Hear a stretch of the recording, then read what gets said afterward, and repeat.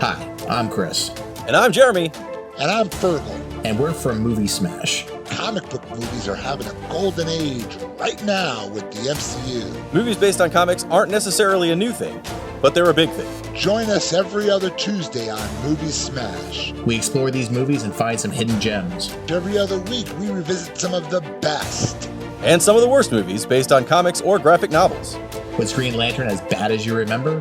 Heck no! Is Time Cop the most accurate time travel movie ever created? Absolutely. Was Mystery Men way ahead of its time? Should they be revisited? Should they be forgotten? Join us on Movie Smash and find out. Listen wherever you find your fine podcasts.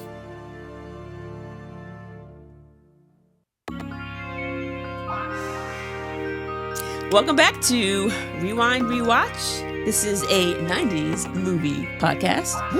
I am your co-host, Andrene. And I am your other co-host, Joel. And we are siblings who are rewatching 90s movies and then trying to figure out how well they have aged. We basically look at the list of movies that have been requested by you all, the listeners. And then at the end, we give the movie a rewind rating between 1 and 5. 1 meaning that we never want to watch it again. It aged horribly. Or 5, basically stating that it's a great movie. If it's on, we would keep it on and watch it. And then, of course, anywhere in between, the other numbers would kind of fall in. Today, we're talking about Welcome to the Dollhouse, which is a 1995 movie with an R rating and a 1 hour and 27-minute runtime. This was requested by Chris. Shout out to Chris. And by Ruby. Shout out to Ruby. See, I didn't do it that time. I know. It actually kind of threw me off. But yeah, shout out to Ruby. Okay, this film is directed by Todd Solondz. I believe this is the first film of his that we have covered on the pod. Yeah, I'm not familiar with Toddy Boy. Well, you'll be more familiar by the end of this episode. Okay. This movie takes place in New Jersey. We have the main character of Dawn Wiener, played by Heather Matarazzo. She's been in a few episodes of Roseanne back in the 90s. Oh, I didn't know we needed that, but I guess thank you. Isn't that what she does at the end of the opening credits? Yes. Yeah, yes. see? Okay. She also was in The Devil's Advocate in 97, Princess Diaries 2001, Hostel 2 in 2007, and then one of the newer Screams in 2022. Yo, there's like 27 Scream movies now. It's crazy. Andrene's seen all of them. Yeah, they're fun. Scream is fun. Yeah. I think the last one I saw was number 3 because I was like, all right, this is starting to get stupid. Oh wow, you haven't watched in a while. No, yeah. Oh, the newer ones are fun. Once I see a bad one, then I'm like, I'm out. You can't. The newer ones are better. They have to be better because 3 was not good. The newer ones are way better. Next up, we have, I guess we'll talk about Brandon, who's the bully. And Brandon is played by Brendan Sexton III. You gotta say playing Brandon. So Brendan is playing Brandon. Right. So yes, he was in Empire Records in 95, Boys Don't Cry in 99. Russian Doll was a TV show he was on for a few years. That's the joint with the girl from Orange is the New Black. Yeah. Or the girl from American Pie, depending on your reference point. Well, yes. And also he was in Don't Breathe 2 in 2021. Don't Breathe? Yeah. Is that like a Quiet Place, but not a Quiet Place? Kind of like these people break into this guy's home. I feel like they were like squatting or like frogging, where people like break in and like record themselves in the house. But I saw a movie about that. But the person's house they broke into, I think he's a blind guy, but he's like, I don't know if he's ex-military or what, but he's like a killing machine. And basically it becomes like, now he's trying to kill you because you're in his house. You know. That sounds funny. I mean, I saw the first one. I don't believe I saw the second one, but yeah, Don't Breathe 2. If you wanna watch those. The popular crush is Steve Rogers. He's played by Eric Mabius, and we've seen him before. Did you recognize him on this podcast? Yes. Did you recognize him? No, I did not recognize him. He played Greg, the down low gay football player in Cruel Intentions. who's hooking up with Pacey's character. No, I definitely would not have The remembered Gregster. that. Yeah. But in that movie, his hair was short. It was cut shorter. Yeah, I would not have. I would definitely not have remembered that. Wow. Okay. Yeah. He also was in Ugly Betty, The L Word, and a few episodes of The OC. Okay. So, time to do the one sentence summary. Yeah, I'm assuming that's for you. Oh God, I should have prepared. But you know what? Actually, It's better if you don't. I think it is better when we do not prepare the one sentence summary. Ooh, this is a tough one. It is. I guess if I were to describe this movie in one sentence, I would say a middle school outcast struggles with the realities of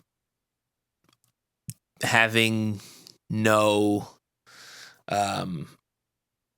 what's the word I'm looking for? She has no connections with others. So I guess that's kind of what the movie's about. Like, she's an outcast at school. Her family doesn't really seem to rock with her. She doesn't get along with her siblings. And so, yeah, this whole movie is basically just her trying to figure out, like, where she fits in. And it feels like she doesn't fit in anywhere. Yeah. Her character, there's a lot to say about what happens with her character. Yeah, so this Dawn character is the main protagonist here. And yeah, like right off the rips, we're seeing her getting bullied at school. Then we see her go home and she's disagreeing with her little sister. Mm-hmm. Her parents basically never take her side. And I guess before we like get into the whole like plot of this movie, which kind of goes around in a lot of different places, I wanted to kind of start with the family.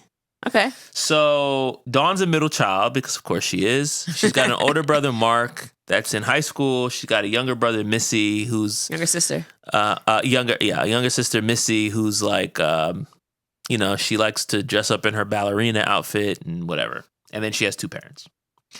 And yeah, before I say anything else, what was your take on this family dynamic, the Wiener family? Oh, God. I just felt bad for her because, like you said, she doesn't really seem to fit in. And it seems fairly obvious that the parents seem to favor the other two over her, particularly the younger one, Missy. Like, just fast forwarding later on in the film, Missy ends up getting kidnapped. And when that happens, of course, everyone's trying to figure out where she is. Dawn leaves out in the middle of the night, takes a bus from New Jersey to the city to look for her little sister. While she's there, she calls the house on a payphone, basically to say what's going on. And her brother's like, oh yeah, Missy's been found. We find out that she was kidnapped by someone that the family knew. Crazy story. But while that's happening, she's like, oh man, I must be in trouble. Like, where's mom? Mom doesn't even realize that she's missing. Nah. At all. Like, she is so like, she's basically just all up under Missy, like hugging her and kissing her, like, oh, you're so brave, my daughter's back. And yes, your little daughter who was kidnapped has been found, and I get that, but it's also like, you didn't notice? Now you have another child that is missing. At all? And you just didn't care at all? So it's like throughout the film. But then he's like, oh, mom, Missy's on the phone. Yeah. And then she's like, oh, mom's being interviewed by the news right now. She said to call back. Yeah. It's like, what? I'm in New York City. I slept And I'm 12. I slept outside. I'm 12. Yeah. So it's crazy. So you're watching it and it's like, I feel like sometimes in movies when you're watching things, it seems as if you're getting the point of view from, of course, the main character, and like the way they perceive things may not be how it actually is. But it's like, in this situation, I feel like her perception was pretty right on, because she just always feels as if she's being picked on, even when it came down to like the dessert. Like, yo, that was crazy. Everyone got dessert but her, because she said she didn't want to tear down her clubhouse, her little clubhouse for her special people's club. She didn't want to tear it down for her parents' anniversary party in the backyard, and so everybody gets cake but her. So a lot of things like that happen where it's like she's frustrated. It was vindictive too, though. It was like, yo, you have to knock down your clubhouse so that we can have our anniversary thing. And then she's like, no, I'm not knocking it down. Like, this is my clubhouse. So she's like, all right, well, I guess you're not getting cake then. Mm-hmm. And then gives it to her siblings instead. It's like, what? And then she's like, oh, by the way, we're knocking down the clubhouse anyway. Yeah. So it's like, so then. Just give me the cake. Yeah, it's like, this is not an ultimatum. It's not like I'm the final decider in this. You're going to knock down my clubhouse. At least let me get the cake. And then her sister was like, Mom, can me and Mark share Dawn's cake since she's not having it? I was like, come on, bro. Right, but a little girl of 8 or 9 years old, or however old she is like, bro, you're a grown woman. You should not be just like doing whatever a child says, because now you're acting like a child. That's the problem. And the dad's just sitting there like, it's not my problem. So what was up with the dad? Because I have a question about this. So when Missy ends up being missing, the dad is like bedridden. Is he just like so distraught? Yeah, it seemed like he was just like, like he was such of a mess because his little daughter was missing. And then as soon as she came back, they were back to normal. Everybody's watching movies on the couch. Yeah. And Dawn's still sitting there like, life sucks. Yeah. And no one seems to care. No one cares. There's no seems. No, it's not about what they seem. It's like, it's very clear. They do not care about this girl. Because there's even a part where you talked about when Missy gets kidnapped, but even before that, when they have the anniversary party, they're like, Mark's band is playing, Missy is dancing, the whole family's there, they got their friends in the backyard, everybody's having a good time. Missy's not even outside. Dawn.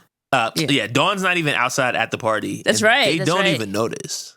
She was watching through the window. Like just they don't even notice their daughter's missing until it's time for them to like take a family picture or something. And it's like, wait, where's Dawn? It's like, oh, has anybody seen her? It's like, bro, she lives here. And y'all didn't notice she wasn't at your anniversary party? Yeah. And then when they're watching the video of it, it's like, oh, Missy pushes Dawn into the kiddie pool. The kiddie pool. Mm-hmm. And they're like, oh, that's so hilarious. Let's watch it again. It's like, bro, like, I'm right here. And that's why, honestly, I understood why Dawn destroyed the tape, because she was like, I don't want to watch this. Yeah, I felt her on that. She took her hammer out and just started taking out all of her frustration on the tape.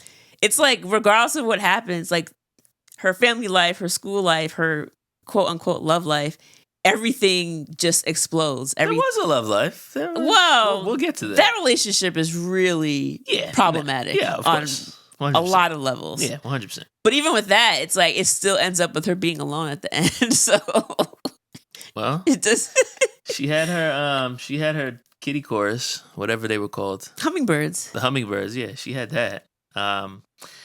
So the other thing I wanted to ask you about while we're talking about her family, before her sister gets kidnapped, her mom leaves the house and gives her a note and says, oh, yeah. Yo, make sure you tell your sister, you give your sister this note because she has to basically get picked up after ballet practice. And her sister are at odds. She's resentful not only because her sister is favorited, but also she's constantly being made fun of for being unattractive. And her sister's very cute. Yeah. So I feel like she's also frustrated by the fact that like her sister's never going to have the problems that she has. Right. There's one point where she actually thinks about murdering her in her sleep. Yes, with the hammer. Which was crazy. But anyway, her sister's bothering her and her mom's like, don't forget. So right before her sister's supposed to go to practice, she has the note to give her sister. And instead of giving it to her, she puts it in her pocket. Mm-hmm. And because her sister never calls to get picked up, she was supposed to call the neighbor. That's basically how she ends up getting kidnapped. Right. So, yeah, I guess Why did she do this? No, I know why she did it. I guess it's like, do you think, did she have like a good reason to, obviously, I don't think she thought her sister was going to get kidnapped. Right. But I think she just probably figured, worst case scenario, she'll end up waiting there for a long time until mom comes home and realizes she's not here. And then she'll go get her. So, like, she'll have a few hours outside the school by herself. But, like, so what? She's a brat, She was just frustrated. And also, you got to think, like, everything in her life at this point is going to hell. So... Such as? Oh, we getting into it? School is a disaster. Yo. Like, an absolute disaster. We've seen bullying in the films we've covered before, where, like, you know, they're stuffing kids into lockers and pushing them into... Hoover it. Oh, God, that's disgusting. That is nasty. That is nasty. When you talk about bullying, I mean, you have to talk about Hoover it. That's classic. What movie was that again? That was She's All That. Oh, yeah, that's right. FPJ. So, you yes, already know. Yes, Freddie Prinze Jr. But I think the bullying to me was very odd because, yes, the kids throwing paper at her and the spitballs, I feel like that's typical. You would see that in school. At one point, her almost an entire head was just covered with spitballs. Yeah, that was crazy. All over. All over. That was crazy. And then she tries to retaliate by turning around and spitting one spitball, and of course it goes into a teacher's eye. And so she ends up getting in trouble for it. The teacher ends up with wearing an eye patch. Yes. But I found that every time she tried to stick up for herself, she would end up getting in trouble. Like earlier in the film, Brandon, who's one of the bullies, is trying to cheat off of her exam. And she's trying to cover her paper, and she's like, stop. Eventually she tells the teacher, like, excuse me, he's trying to cheat off my paper. And the teacher's like, all right, you both got to stay after school. And I was like, wait a minute. Why do I have to stay? Nah, that's crazy. Like, he was cheating off of me. And at every turn, it's like she tries to stick up for herself. Later on, during the retake, again, she's retaking it next to Brandon. And Brandon keeps, like, mouthing, like, I'm going to F you up or I'm going to rape you, apparently, is something he keeps saying to her. Which I don't even know why that's something that a 12-year-old is saying to another kid. I don't know why it was in the movie at all. Like, it felt very inappropriate. And it was there a lot. Yeah. And that's like, a whole nother thing. We're going to get into that. Yeah, but that's a whole nother thing. He says it a lot. But there's way too many rape references in this film. So, of course, because of that, she can't concentrate. She does poorly on the exam. And then she goes to the teacher like, I'm so sorry. Can I take it again, like, by myself, basically? And the teacher's like, you know what? Since you're sitting here trying to grade grub, you have to write a paper on dignity. And I'm like, grubbing. what? First, like, what is this? Grade grubbing. How dare you want good grades? And then she makes jerk. Then she makes her read the paper in front of the whole class. Yeah, like, that was nuts. I just didn't understand. And then I have two more I have to talk about. One being is after her sister gets found from the kidnapping, she decides to write this thank you letter to the school. I didn't really understand why this was necessary, but they have this whole like... Well, I think it was in the assembly where she's basically getting spitballed to death. Someone is basically up there talking to the whole school about basically like getting kidnapped. Right, stranger danger. Like, yo, yeah. Which was very like...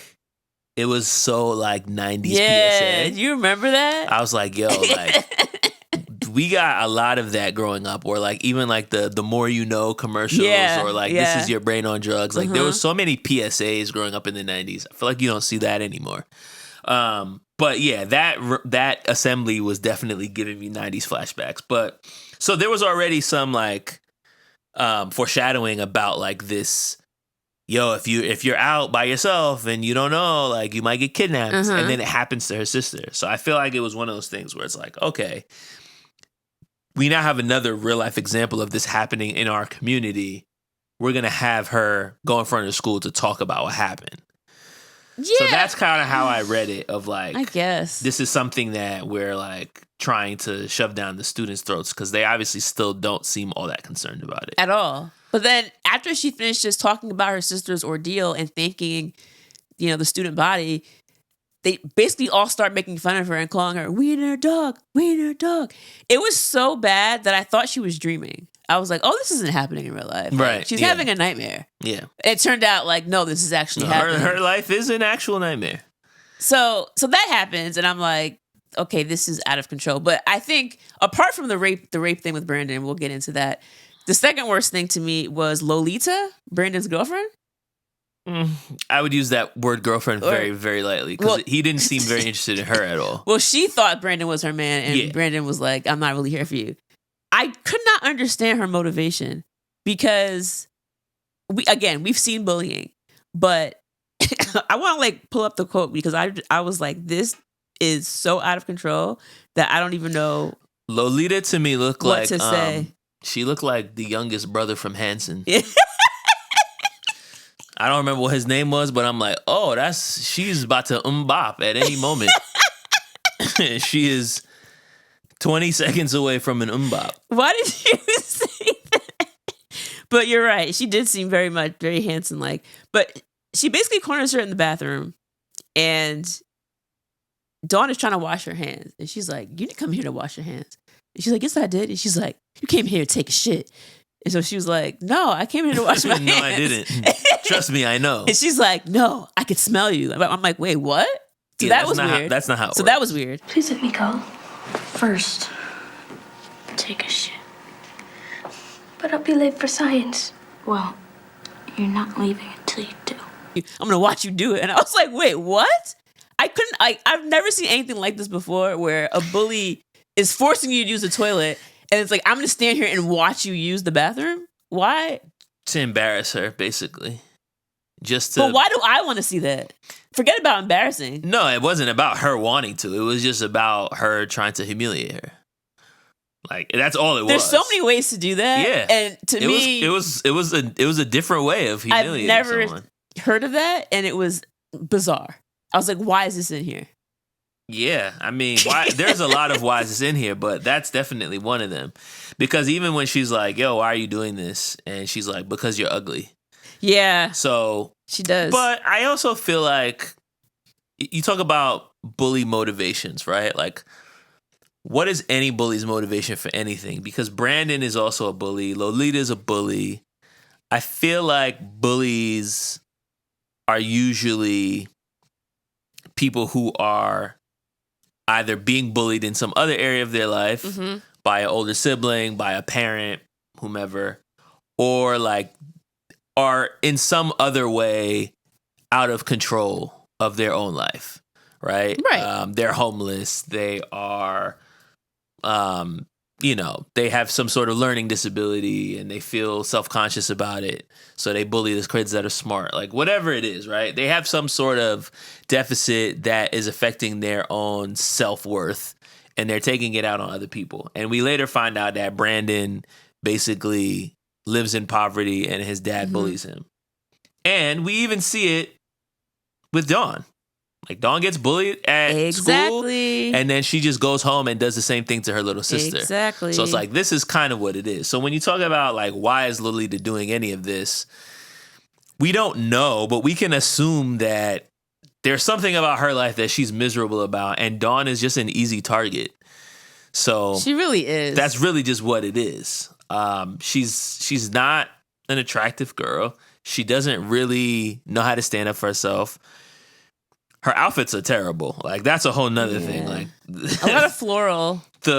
I'm just like, she really, like, you see it at the beginning, and like, okay, this is weird. And as the movie went on, I recognized it just more and more. I'm like, this girl's wardrobe is awful. It is really terrible. And I also feel like at 12, your parents are buying your clothes. Like, yes, but you're also like, you have some autonomy in terms of what you're wearing at 12. You're not like 6 where it's like your mom's just picking out your clothes. Missy's clothes are relatively quote unquote normal. Like, Missy has cute dresses. And Mark wears normal clothes. So it's like, yeah, I don't really understand why she dresses like that. So all that to say, she's definitely an easy target. I mean, you talked about this briefly, but I think I just wanted to stamp the fact that all the adults in this movie just seem really annoyed by Dawn. Like, there's no one who is trying to stand up for her. No one that's trying to understand her or relate to her. There's no, like, mentor in the school. No. So, like, everybody from top to bottom, even including her parents, are just kind of bothered by her being around. So that's kind of her reality. She doesn't have anybody to kind of connect with. The only person that seems to actually want her company is this boy named Ralphie, who is apparently younger than her. Yeah. So it's like she's in middle school and her only friend is like this elementary school kid. Yeah. Kind of so, I mean, which is better than nothing, but she even ends up alienating herself from him as well. Because, I mean, I don't think she even really wanted to be friends with him. It was just a friendship of convenience. It was the only option she had. I think he's like the next door neighbor. Like, you see him like cutting across the hedge. So like he lives right there. He comes over into my backyard. We hang out. And like he doesn't call me names. So I guess this is my friend. Mm-hmm. That's really what it came down to. But going back to like not even having an adult, I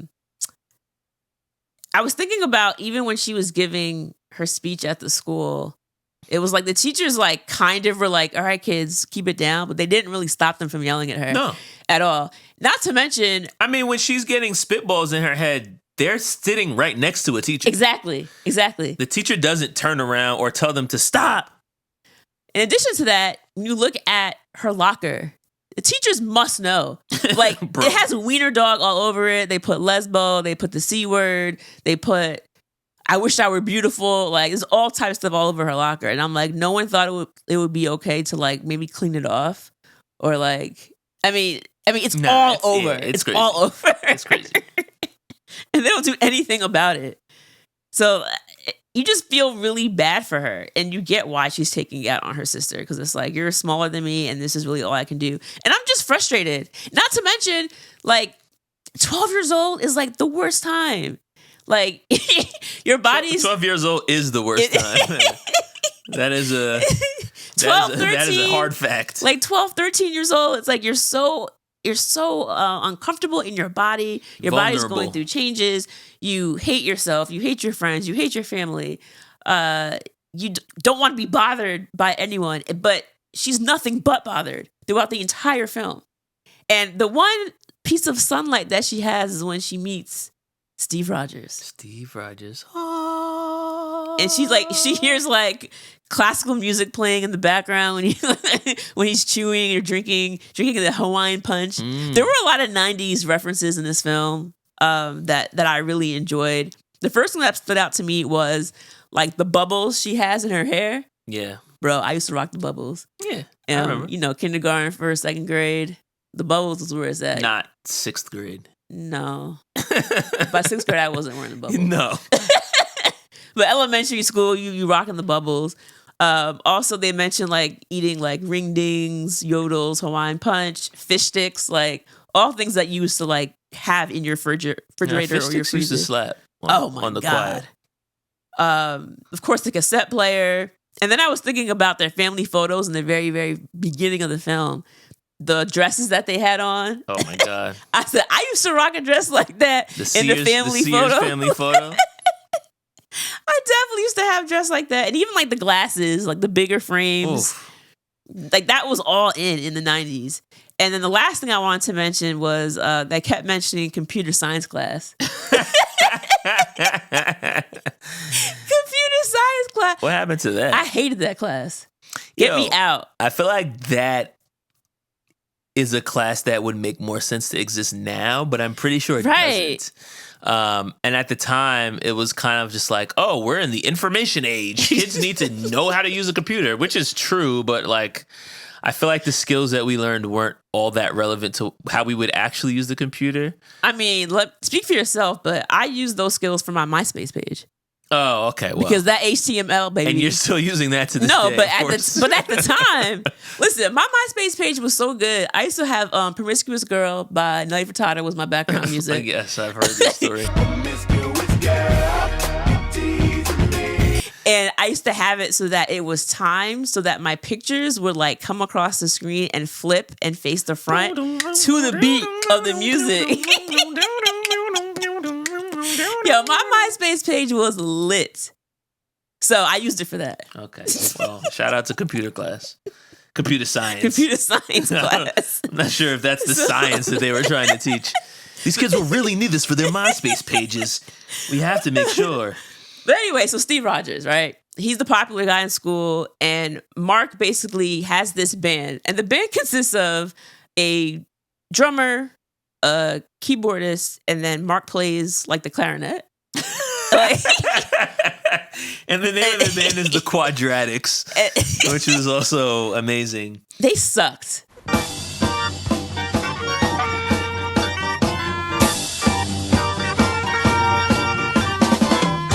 Like before Steve, they sucked. Because why is there a clarinet in this band and there's no guitar? So it's just not.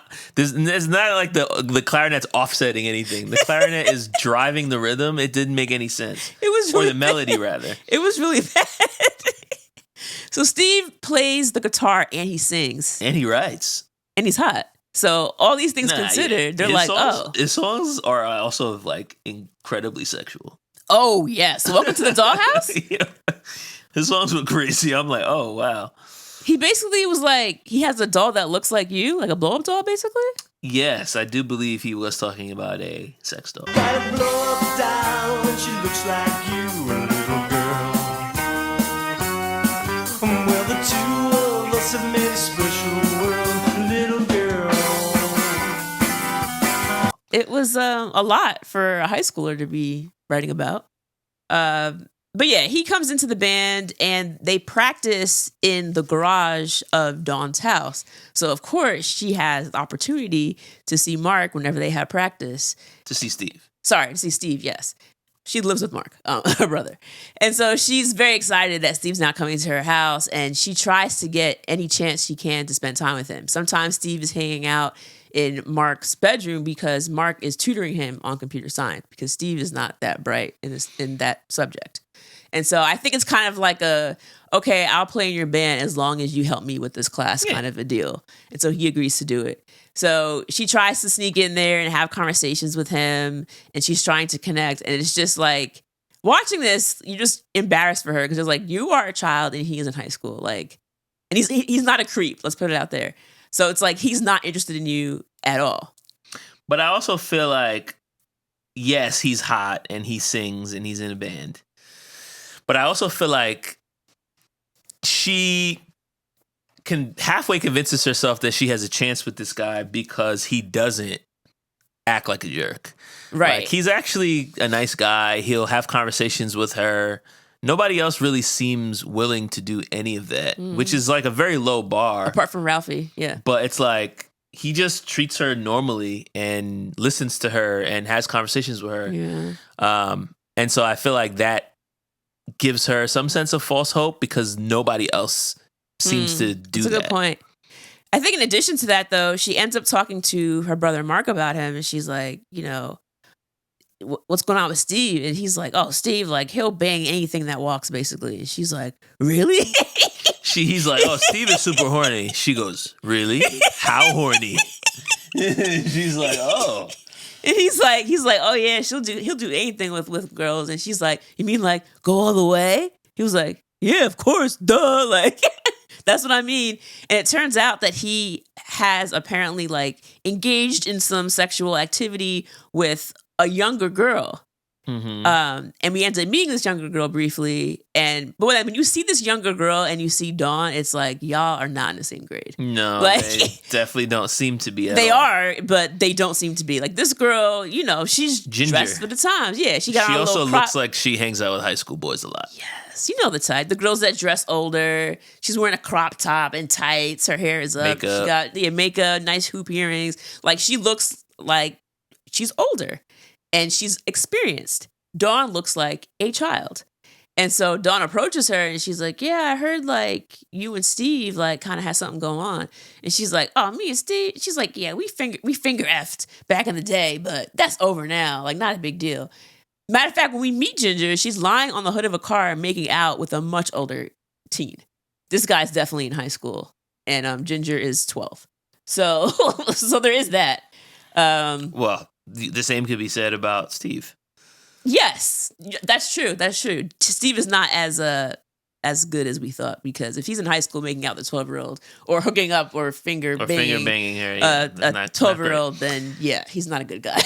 So Ginger is like, oh yeah, I hooked up with Steve, but you can't do right. that. Like, she's like, why not? You're not it. She's like, what are you talking about? She's like, she basically says, that's just the way it is. You don't cut it. Mm-hmm. Like. And, you know, it's hard. It's hard to hear that. It's very mean, but I don't think even Ginger's saying it maliciously. She wasn't. It was just kind of just like, you're not going to be hooking up with Steve. Right. And she's right. Like, Steve doesn't even think. No. He sees her as a just child. like Mark's little sister. Mm-hmm. So it doesn't even cross his mind at any point. In fact, she says to her, "Go look in the mirror." Yeah, that's crazy. And of course, the next scene. All right, that is actually trying to be mean. Yeah. The next scene is Dawn looking in the bathroom mirror at herself, like trying to figure out, like, what is it about me? And it's just like, she just was so vulnerable in that moment. I just felt so bad for her because it's like, this is her first crush. She's crushing on this other guy. She thinks she has a chance. And then she just realizes that it's never going to happen. Based on her looks. And it's like, you can't even change that. Later on, she tries. No, not yet. She tries to but, change. An awkward 12-year-old could turn out to be a very attractive 25-year-old. Yes. But she just has to go through it. Like, that's just the only way. That's the only way it works. You talked about, like, feeling bad for her. And I think what's interesting about this movie is she's awkward throughout the film. Uh-huh. She is who she is from the beginning to the end. Like, there really isn't a ton of character development really for anybody in this movie. Yeah. Which is interesting, and we'll talk about that later. But I think at the beginning of the movie, like, meeting this character, I was so amused by how awkward she was. Like, so you were laughing. It was such a specific kind of awkward that it felt like a little bit different than like Napoleon Dynamite or like other people that we've seen in other films, where it didn't feel like she was like trying to imitate another character. So I was very entertained by it, and I'm like, this awkwardness is just very entertaining and hilarious. But to your point, like, as the movie went on, I think just seeing the way that nobody tries to appreciate her quirkiness or like relate to her in any way, it definitely becomes less entertaining and more heartbreaking as the movie goes on. Yeah. Because like, there's the scene when like Steve's playing with the band and she's like sitting on the car and singing along to the lyrics. Like, I was cracking up. Welcome to the That was so funny. So welcome to the dollhouse. Welcome to the dollhouse. Welcome to the dollhouse.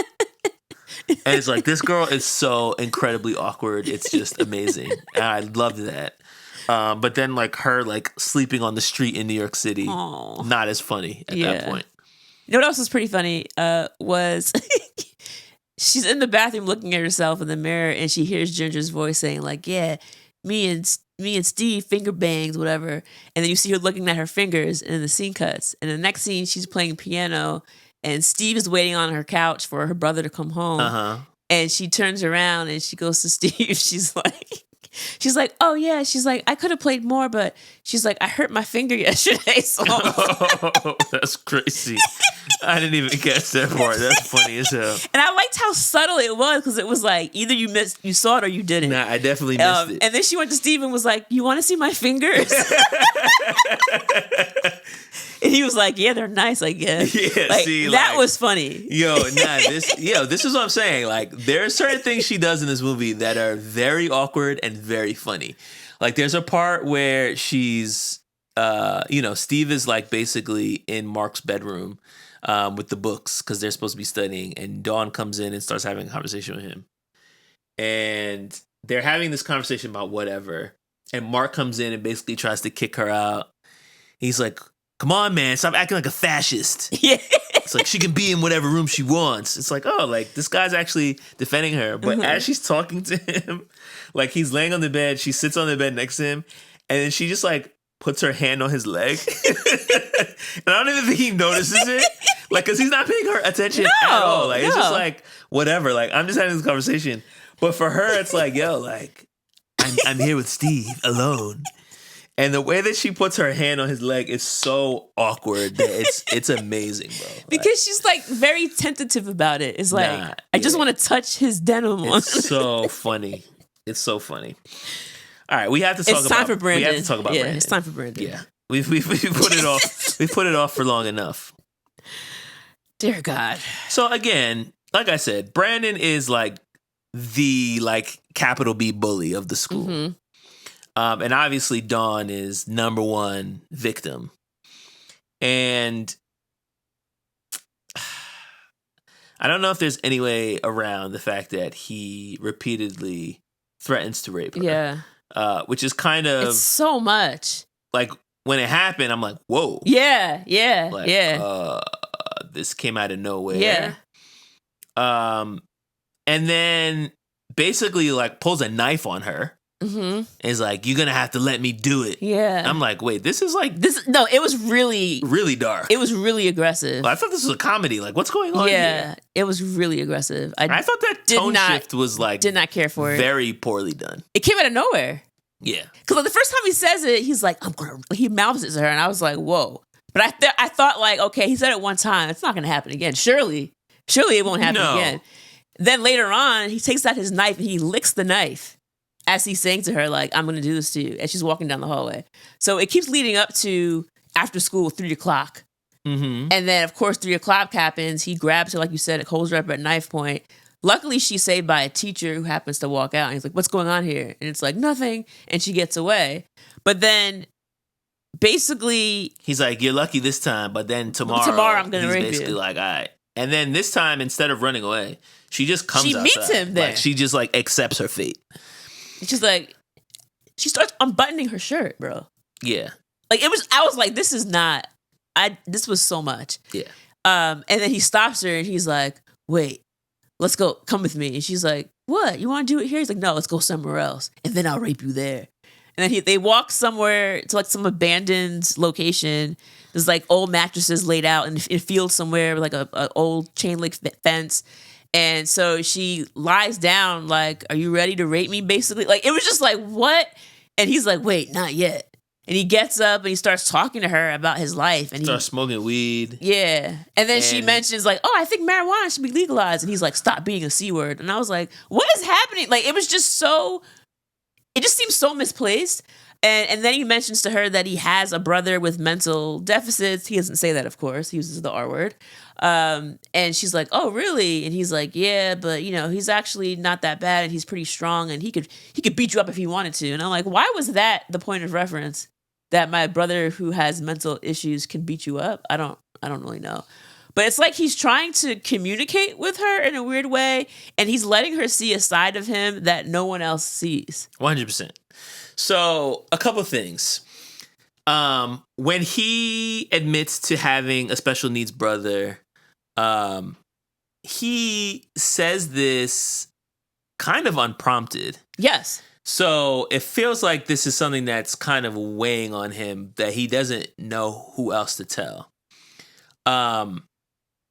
I felt that a couple things were happening here. Number one, like if there was an actual desire to do what he said he was going to do, he could have done it. Mm-hmm. It seemed that she was kind of going to let him, but he doesn't, thankfully. And to me, it seemed like he almost kind of had a crush on her, but didn't know how to relay it. Yeah. Number one, because she was an outcast, and number two, because he was incredibly awkward himself and didn't know how to speak to women. I don't know why he thought that would be the way to do it. God. But despite how that relationship begins, it does feel like they build this relationship by kind of both being outcasts. So like Brandon is kind of an outcast because he's poor. He's not really good in school. There's a part in the film where he tries to talk to the popular girl and she basically curves him. Yeah. So it's like he's actually kind of an awkward outcast himself. And so he leans into being a bully to kind of not become Missy. Mm-hmm. I mean, to not become Dawn. Yeah. Dawn is an outcast for all the ways that we've already discussed. So I think they kind of create this connection with each other because they're kind of the only person that accepts the other. And yeah, I just think that Brandon doesn't know how to communicate any of that. Lolita is throwing herself at him and he has no interest in her. So it does feel like he sees something in Dawn that nobody else sees, but doesn't want to admit that, probably not even to himself. And there's like this awkward beginning to their relationship with a bunch of like,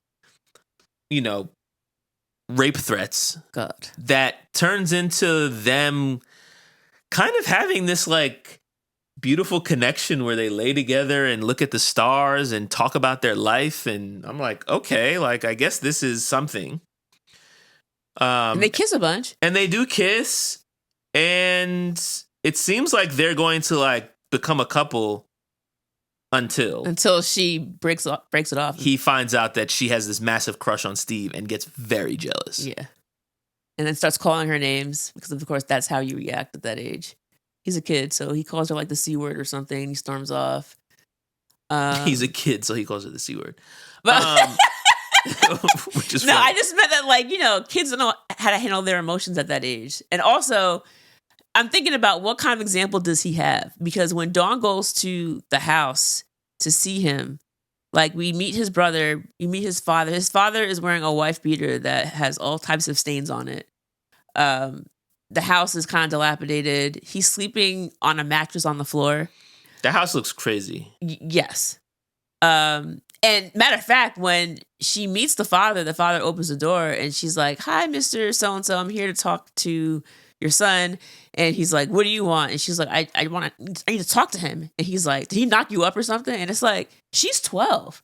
Why was it your first thought that your son, who was 12, knocked her up? I mean, that very easily could have happened, actually.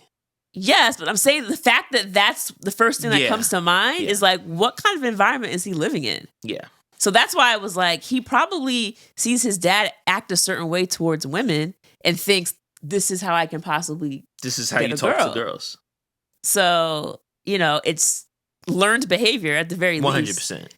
And at the end, we find out that Brandon, apparently his father is trying to take him. He mentioned like some kind of like reformatory school because he was accused of selling drugs when in reality, it wasn't even him. It was someone else. One of his friends was doing it.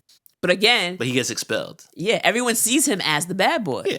And no one really knows that, like, oh, he's not actually as bad as, he seems to be. Yeah. And he leans into it, which is what kids do. I mean, adults do it. Shoot. That's true. I think one of the things I noticed when I was a teacher was how much kids lean into whatever character they think they're supposed to play. A kid that gets straight A's will burst into tears if they get a B. Mm-hmm. And likewise, like the kid that's used to getting in trouble will just do it even when there's no real reason to. So I think that's kind of like who he is at this point. He doesn't know what else to be. And I think to the point of like him bullying Dawn because he has a crush on her, I think there's even further evidence to that because after he finds out about Steve and gets very upset, the following couple days in school, he doesn't bully Dawn. He's so bothered about Steve that he actually just ignores her. Yeah, you're right. So I feel like the bullying was like his sick and twisted way of talking to her.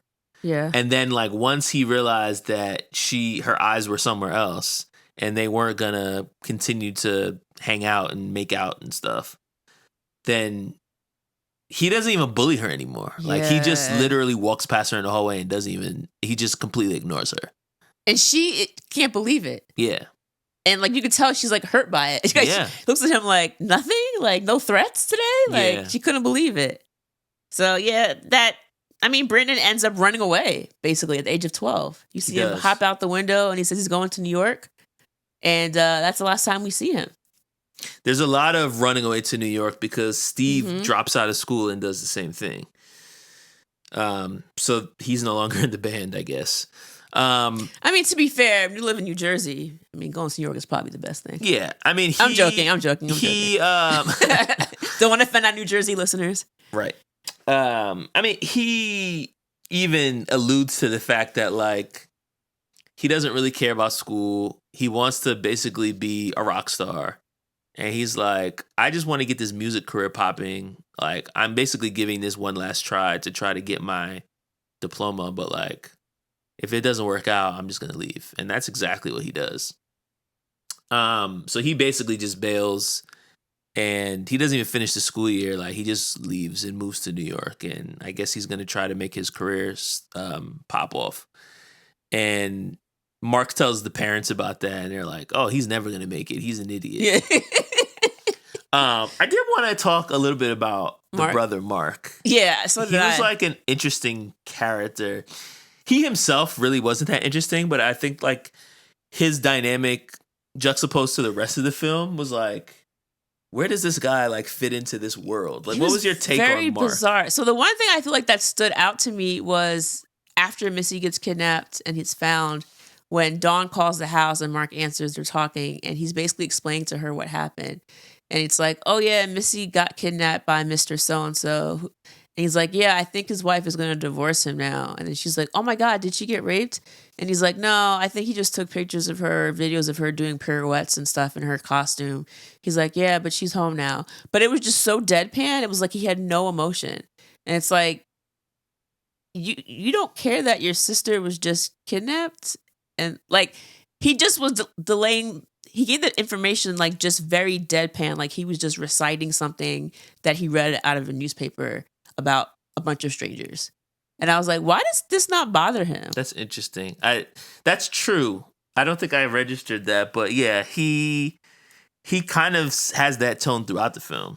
Yeah. It's like almost like I live here with these people, but like there was no sense that he related to them as his family. Right. It was all about school, pretty much. It was all about getting into a good college. Getting into, yeah, exactly. Because even he's like, the only reason I even started this band is so that I had some extracurriculars to put on my resume because I want to get into a good school. Yeah. And he's focused on his homework, and he's using this tutoring with Steve so that he can have the band, so that he can put on his resume. We see him in front of his little PC in his bedroom doing homework constantly. So his singular focus seems to be on like graduating, going to school, and basically just getting out of town. There's also, it gets alluded to at some point in the movie. I don't remember who says it, but somebody finds out that Dawn is Mark's brother. So that Dawn is Mark's sister. And you're like, oh, Mark? Like, oh, that guy's a total dweeb. Oh, like, Ginger said that. Yeah, so like Mark is also kind of a nerd and an outcast. He doesn't care because he's just like, I'm going to college. Like, he's just thinking about leaving at this point. Yeah. So he's completely unattached from everything that's happening. Because even when he gets that letter from his girlfriend breaking up with him. Yeah, which seemed like one of those girls that you meet at summer camp. Summer camp, yeah. And then you kind of keep in touch until you realize that like you're never going to see each other again. Yeah. Yeah. She writes him this letter, and the letter, like, even like the letter, the paper that she used was giving me like Lisa Frank vibes. Remember those old like folders? Wow. That's what Lisa it kind of. Frank, what a reference. That's what it kind of reminded me of. What a reference. And in the letter, she's basically saying how, like, I thought about going all the way, but I talked about it with my mom, and I want to wait till it's with someone that I love, and blah blah blah. And it's like, this is not going to happen. They end up breaking up. And she's like, she signs it like from your, I guess, like ex-girlfriend or something. And like, you see him just like finish reading the letter, close it, put it away, and then go back to the computer. It's like he didn't even care at all. Yeah, it was, he was like, oh, that's interesting information. I will store that information. It's like he's a computer. He just registers it, saves Mark it. was not. He was completely unbothered this entire movie. The only thing he cared about was making sure his band was popping. They got a gig for his parents' anniversary, and they got paid for that. So he was just like, yo, I'm leaving. Like, I don't care about any of this. Yeah, but why is he so disconnected? That's his way of coping. With the fact that he's an outcast. Yeah, he maybe had a similar middle school experience to his sister. Yeah. But his way of just like, I'm going to just ignore this all. Like, I'm just going to realize that I'm never going to fit in with these people, but I can just leave and then I won't have to worry about them ever again. So there's something about Dawn that I saw in myself that I wanted to point out. The bubbles. Well, yes, the bubbles and the floral dress. But other than that, there is a scene where they're at the dinner table and she is getting into it with her sister and she calls her a name. I can't remember what it was. And the mom sees it and she basically is like, apologize to your sister and tell her you love her. And she's like, oh, no, I'm not doing that. And she's like, you're not leaving this dinner table until you tell your sister you love her. And she sat there. The scene ends. They come back. It's like the middle of the night.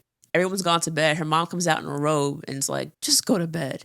And when I watched that, I started to laugh because I had a similar situation when I was younger. It wasn't about you, though. I think it was just, I didn't like to eat when I was younger. And mom was like, finish your plate or you can't get up. And I was just like, I don't want to eat. And she's like, you have to finish your plate. So she made me put like a spoonful of something in my mouth. And she's like, well, you can't leave until you finish eating. So I let the food sit in my mouth like for hours. Like I sat there. I remember like as the food starts to dissolve, it gets like watery and it gets papery. It gets gross. And I just like sat there just to spite her. Until eventually mom was just like, oh, you're impossible. That's insane. And then she was like, just go to bed. But I didn't want to eat it. Wouldn't it have been easier to just eat it? I didn't want to eat it, bro. Clearly, you didn't want to eat it, but also. So I was watching this and I was at like, what cost? I was like, Dawn, sitting at the dinner table for hours. Yes, you gotta stay fast, bro. Stay true. Yeah, I don't believe in that. Yeah, you're a crier. You were just, Mommy, I'm sorry. Yeah, I still do that. You were trash, bro. Nah. I feel like it's a cost benefit thing for me. This is what it always comes down to. It's like, is it worth it? And at what cost? I have to always weigh the cost. If the cost is not worth me winning, then I'm going to just take the L because I don't care that much. Oh, I care. That's for me. It's like, do I want to win this fight or do I want to get up? I have to win, bro. Nah, I want to get up. So, I'm going to give you this. So you're bending the knee? Yeah, I'm bending. I'm bending the knee. Nah, bro, I'm a samurai. You know exactly. I'm going to fall on my sword, bro. Yeah. Seppuku? Nah, dog, I'm not doing that. Wrap that seppuku up, man. I'm not doing that. I'm trying to live, baby. Okay. Are we going to some facts or anything else, or any quotes you wanted to talk about before? Yeah, let's do the facts first, and then we could talk about the theme. Okay. So the actress, Heather Matarazzo, who played Dawn, she went into the 7th grade just as the film was premiering at the Toronto Film Festival. She said, quote, I was entering into the experience I had just done on film. And she said that sometimes she internalized the character of Dawn too much. For instance, interviewers would say to her, how does it feel to play such an ugly girl? And she said, what I would hear was, how does it feel to be so ugly? And so it was hard to do those type of interviews. Yeah, because it's like, I'm not wearing anything. This is just my face. Well, no, they did put things on her face, the director said, to make her look less appealing. So there was makeup added and all that. But still, it's like, I always thought about that, like when they cast, like, for instance, the color purple and you're trying to cast the unattractive character. It's like, how do you show up for that casting call? Like, yeah, I think I'm ugly. Like, I always thought especially in the 90s. Because you would have characters that specifically existed to be made fun of. Mm-hmm. Oh, this is the fat girl. Mm-hmm. And then it's like, I guess this is the casting call. We're looking for a 17-year-old fat girl. Like, I don't know, man. It seems crazy. Okay. So among some of the taunts that Dawn Wiener's tormentors hurl at her is lesbo repeatedly throughout the film. It's an accusation that isn't even true of the main character, who actually is all about, the hot guy that she's obsessed with. But it did turn out to be true of the actress, Matarazzo. She said at the time she was 12 and she said, I didn't even know what lesbo meant. But she said, later on, when I learned what the term meant, I had an epiphany. She said, quote, oh my God, that's what I am, a lesbian. That's crazy. She said, I was so excited about my discovery. She'd go around to the set and basically say, hey guys, I'm a lesbian. Wait, in this movie? No, she said later on she learned what it meant and she just basically was like, oh, like I knew like, oh, that's what I am. I'm a lesbian.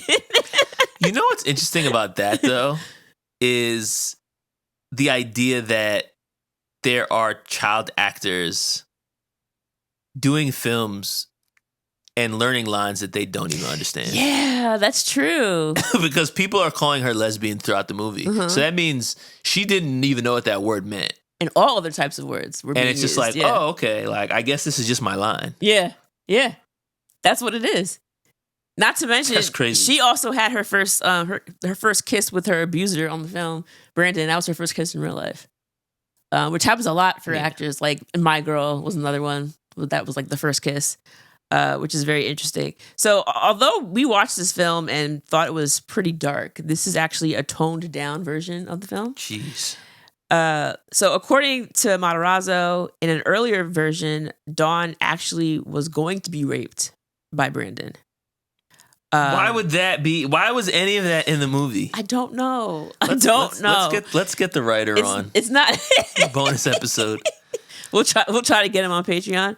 I don't. Rape should never be in a comedy. Additionally, in an interview with The Guardian in 2016, the director said that initially he wanted to call the movie, and I'm going to quote it. I wouldn't normally say these words, but just so you guys can see what he wanted to call the movie, he wanted it to be called, quote, Faggots and Retards. Jeez. And then he decided, like, that's a little bit too much. Oh, he did. So I don't really know why that was. Probably for shock values. People could be like, oh, wow, the movie sounds so racy. Right. And then the last thing I had to mention, well, actually, I'll do two more. The last thing I want to say about this particular director was the main character of Dawn shows up in two other films by Salons. One is 2004's movie called Palindromes. In that movie, it begins with a funeral for Dawn. In this movie, Dawn is said to have gotten pregnant in college before committing suicide. So, okay, another light movie. Yeah. And then in the second film, family-friendly comedy. In the second film in 2016 called Wiener Dog, Dawn was resurrected as a veterinary nurse. So Matarazzo, the actress, did not appear in either of those films because she said at that point she wanted to separate herself. Well, she was dead in one of them. So, well, yeah. But in the other one, I'm not sure how they brought her back. I don't know if it's supposed to be a prequel or whatever. But she said, I didn't want to be a part. Basically, she said she was done with that type of role. And then lastly, we mentioned how our boy, the hot guy, was also in Cruel Intentions. So the writer and director of Cruel Intentions, his name is Roger Kumble. He said that after he watched this movie, it inspired him to do a high school version of Dangerous Liaisons. So this movie is what inspired Cruel Intentions. Wow, interesting. And that got a pretty low rating from us. As far as the rewatch rating, it got a very low rating. Cruel Intentions is a prototype of a movie that did not age well for me. Yeah. So I had a hard time coming up with a theme for this movie. I have one, but I'll let you go first. I mean, the first thing that I wrote down was being an outcast sucks. Yes. Which is like, there's really no resolution for this character. Mm-hmm. It's just like, yeah, there is her being bullied and outcasted at the beginning of the movie, and then at the end, the exact same thing's happening at the school assembly. Like, there's no like silver lining. And I started to think a little bit more about it to try to come up with anything else, but I think the other theme is something that I talked about with both Dawn and Brandon. But like, the people who are bullies are usually people who have gotten bullied themselves. Oh, absolutely. And so we're seeing Brandon's home life, the fact that he's dealing with having a special brother with special needs, and how he uses that to lash out. And we're seeing how Dawn is starting to become a bully herself at home, and presumably that is going to manifest itself even more throughout her middle school career. But that's really all I got. No, I mean, yeah. So when I first pulled it up, I put adolescence is torturous. It was like was the very first thing that I pulled up. And then I started thinking back and I was like, okay, what exactly is this movie? Was it trying to tell us? And then I started thinking about the title, right? It's called Welcome to the Dollhouse. When you think about a dollhouse, you think about dolls. And when you have a doll in a dollhouse, you are basically able to manipulate them to place them not only in a particular location within the home, be it a kitchen, bedroom, or like a bathroom. You're also able to position them. Are they lying down? Are they seated? Something like that. So I started thinking about that idea and how Dawn is basically a doll in this dollhouse of life. Mm-hmm. So similar to what you said, it's like, although she tries to do all of these different things, she always ends up exactly where she's placed. So, for instance, with the family, she tries to be defiant, but the clubhouse still gets torn down. She doesn't get her chocolate cake. She tries to get rid of her sister, even for a very short time, but her sister comes back unharmed, and no one even notices that she's gone. At school, she's a nerd with, no friends, no love interest. Every time she tries to stand up for herself, she gets told to stay behind after school. She gets made fun of at the school assembly, like you said. And it's like, regardless of all the things that she tries to do, even with Steve, at the very end, she tries to invite him into her clubhouse. And he's like, yo, your clubhouse is for special people, which basically means the R word. She keeps trying to do different things to change her position. But at the very end, even throughout the movie, she keeps saying how her mom keeps mentioning on the phone about how, what kind of kid doesn't want to go to Disney World? That's so weird. But Dawn was trying to stay away from this hummingbirds trip. I guess she kind of wanted to distance herself from this like Glee Club type of situation. Like a school chorus. But like the very, very, very last scene is her on the bus with the hummingbirds singing on her way to Disney World. So it's like, regardless of what she did, from the very beginning of the movie to the end, she ends up exactly where she was placed as this doll in this dollhouse. That's good. That's it's dark. But no, that's good. I don't think I definitely did not read that, but I think similar ideas, but you broke it down way more than I did. Why, so. Thank you. Shout out to that. Yeah, I think we can probably talk about what didn't age well as we talk about our rewind ratings. Lord. Yeah, we can do that. But we referred to a lot of it, like a lot of the, basically what he said he was going to name the movie. Yes. All of those references are just riddled throughout this film. Yes. The rape stuff, just bizarre. Just bizarre. Like, I don't understand the choice. Back then or now, like, I just don't understand why that would have been in this film. But yeah, I think a lot of the usage of the R word, using being gay or being a lesbian as an insult, those are very like 90s things that don't age well at all. Right. And so I think those are sometimes things that can affect the rewind rating, especially depending on how the movie goes and like how much you're able to overlook it. I think the things that don't age well are a lot harder to overlook in this movie because they're such a driving force behind her being bullied. This is a movie I was not really familiar with coming in, and like, I'm assuming this is some sort of cult classic because it was, recommended by a few people, but I wasn't even like familiar with, like, I don't even remember hearing about this movie. Yeah, but, I didn't know what it was. Having now seen it for the first time, I feel like it's hard to really give this a high replay value, rewind rating, because the stuff that doesn't age well is really rough. And I feel like it's kind of a depressing movie because, like I said, there isn't any sort of resolution to her issue. There's no real development by anyone. All the characters are kind of who they are at the end that they were at the beginning. So we don't really get to see anything other than just like, here's a snapshot in the life of this person who has no control over her life and is constantly bullied and made fun of. And while there are certain parts of the movie that are humorous, I feel like there's a lot more depressing, sad parts that it's hard to kind of like give this movie much of an edge. So I'm going to give it 2 rewinds. You stole the words and the rating right out of my mouth. So that's why you always go first, baby. I'm going first next episode. That's it. Why you always go first. No, I'm going first next time. But I just like you. This is my first time watching it, and I went into it thinking like, oh, this is gonna be pretty funny. Like, this young kid getting It's funny at the beginning, and then it's just like, but then it's just like once this the really rape gets sad. introduced, then Well, it's like, all right, that's where it really takes. I'm not a turn. having fun anymore. That's where it really takes a turn, and then the daughter getting kidnapped, and then there's too much going on. So yeah, I'm not gonna watch this movie again. So we'll leave it there. We will leave it there. We'll leave it there. And you don't need to leave it there, however. You can always share with us your thoughts about this movie, either through our social media pages and our DMs, or through our Patreon chat, where we engage with a number of listeners throughout the week.